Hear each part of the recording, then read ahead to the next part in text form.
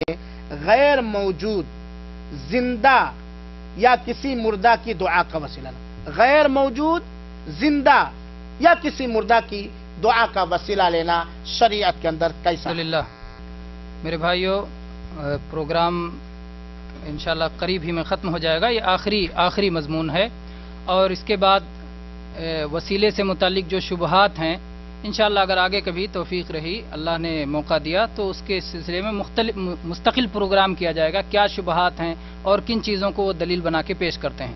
آخری وسیلہ جو مروجہ صورتوں میں ہے اس کو وسیلہ تو کہنا ہی نہیں چاہیے، وہ سیدھے سیدھے غیر اللہ سے دعا ہے.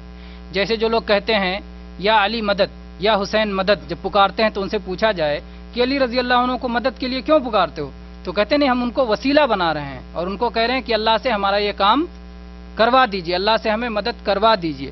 تو صحیح بات یہ ہے کہ وسیلہ ہے ہی نہیں، یہ سیدھے سیدھے غیر اللہ سے دعا ہے. یہ غیر اللہ سے دعا ہے اور یہ شرک صریح ہے، کھلم کھلا شرک ہے. اور اسی پر نبی کریم صلی اللہ علیہ وسلم اور کفار قریش کے درمیان لڑائی تھی، اسی پر پوری لڑائی تھی.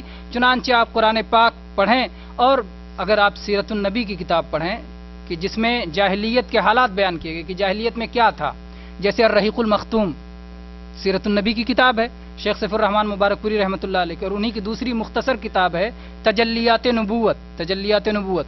ان کے شروع میں شیخ نے بیان کیا ہے کہ جاہلیت میں کون سی برائیاں تھیں جن کی وجہ سے اللہ کے نبی کریم صلی اللہ علیہ وسلم میں اور ان میں اختلاف تھا.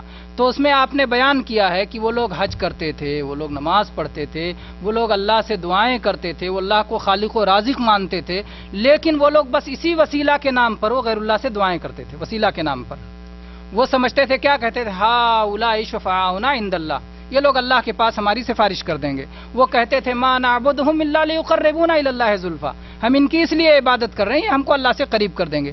تو یہ غیر موجود جو سامنے نہ ہو، جیسے آپ یہاں بیٹھے ہوئے ہیں اور کسی وسیلہ لیے بغیر کسی چیز کا ذریعہ جو جائز اور تجربے کا ذریعہ، جیسے موبائل سے فون سے کہیں آپ میرے لیے دعا کی درخواست کرو، تو آپ گویا موجود ہو گیا سامنے ہو آپ کے، آپ ڈائریکٹ کہہ رہے ہیں، وہ سنا رہے ہیں اس کو. لیکن آپ موبائل بھی نہ ہی کوئی چیز نہیں اور ڈائریکٹ ایسے کہہ رہے ہیں آپ یہاں پر بیٹھے ہوئے کہ اے ہمارے گاؤں کے چودھری صاحب، ہمارے گاؤں کے مسجد کے امام صاحب، وہ سن پائیں گے وہاں بیٹھ کر کے آپ ہمارے لیے اللہ سے دعا کرو. تو یہ جائز نہیں ہے. گویا اگر آپ ایسا کہہ رہے ہیں تو آپ یہ سمجھ رہے ہیں کہ ہماری بات وہاں بیٹھے سن رہا ہے، ہندوستان یا اپنے کسی دنیا کے کسی کونے میں وہ موجود ہے.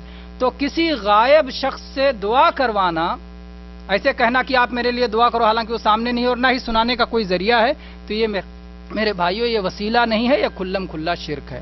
اللہ تبارک و تعالی ہم کو ہر قسم کے شرک سے، چھوٹے بڑے شرک سے توبہ کرنے کی توفیق عطا فرمائے، اور وسیلہ کے نام پہ جو گمراہیاں پائی جا رہی ہیں اللہ تبارک و تعالی ان گمراہیوں سے ہماری حفاظت فرمائے، اور اگر ہم سے کچھ ہو چکا ہے تو اللہ تعالی اسے معاف فرمائے. اور ہم یہ عہد کریں کہ ہم آئندہ اس طرح کی غلطیوں میں نہیں پڑیں گے، کیونکہ توبہ کے لیے شرط ہے کہ آدمی اسے چھوڑ دے، اس پہ شرمندہ ہو اور عزم کرے کہ آئندہ ہمیں ایسا نہیں کرنا ہے. اللہ تبارک و تعالی صحیح وسیلہ کو استعمال کی توفیق. شیخ نے کہا ہے کہ اگر آپ لوگوں کو اس طرح کا پروگرام پسند آیا ہے تو اطلاع دیں گے تاکہ غیر شرعی وسیلے کے تعلق سے جو شبہات ہیں ان کو بھی آپ لوگوں کے سامنے دلائل کی روشنی میں بیان کیا سکے. اور وسیلے کے متعلق ایک بہت ہی اہم موضوع ہے، کیا مردے سنتے ہیں. تو اگر آپ لوگ چاہیں گے تو انشاءاللہ اگلے ماہانہ پروگرام میں، کسی ماہانہ پروگرام میں اس طرح اس موضوع کو مکمل طور پر بیان کیا جائے گا. اللہ رب العالمین ہم سب کو سننے سنانے کی توفیق سوال ہے، حدیث میں وسیلہ ایک خاص معنی میں استعمال ہوا ہے، وہ کیا معنی ہے؟ حدیث میں جو جانتے ہیں ہاتھ اٹھائیں، جن کو موقع دیا جائے گا وہ جواب دیں گے. حدیث میں وسیلہ ایک خاص معنی میں استعمال ہوا ہے. 1 2 3 آدمی صرف یاد رکھے، سب کو بھول گیا؟ بالکل سب کو اٹھانا چاہیے. جو جانتے ہیں سب اٹھائیں بھائی.